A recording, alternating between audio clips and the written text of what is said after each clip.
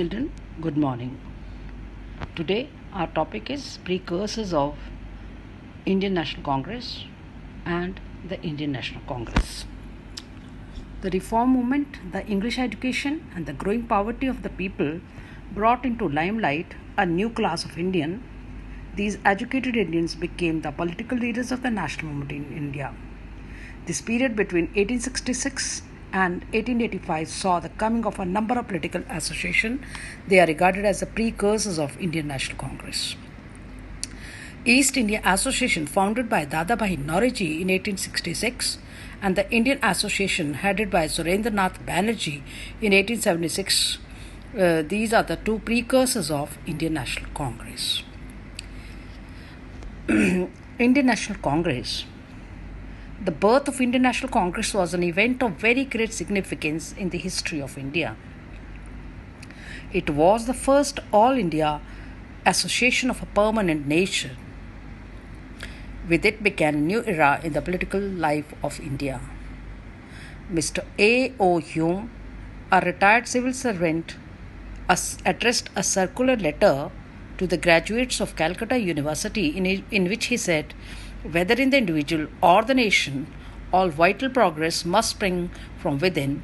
So it is to you, our most cultured and enlightened minds, that your country must look for the initiative. The appeal had the desired effect. The Indian National Congress was thus founded, and the first session was held in December 1885 at Mumbai, under the presidency of W.C. Banerjee. The first session was attended by 72 delegates from all parts of India.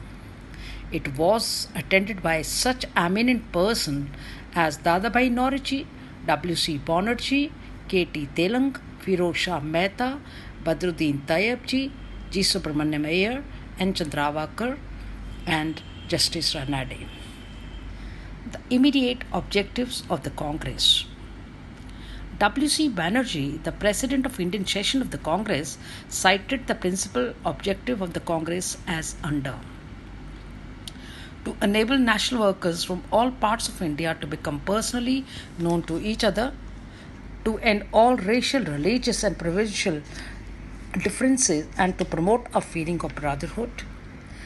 The formulation of popular demands on vital Indian problems and their presentation before the government, to train and mobilize public opinion all over the country, to decide upon the political task or jobs to be undertaken during the ensuing year. Students, please remember the second session of the Congress was held at Kolkata in 1886 with Dadabhai Naoroji as president. It was attended by nearly 450 delegates. The third session at Chennai in 1887 was presided over by Badruddin Tayyabji. It attracted more than 600 delegates from all over the country. So students, today we have done the precursors of Indian National Congress, formation of Indian National Congress, who is known as father of Indian National Congress, A. O. Hume, since he founded the Indian National Congress. Then we have done what were the objectives of the Congress in its infancy, and we have done who were the prominent leaders of the Indian National Congress. For today, this much is only.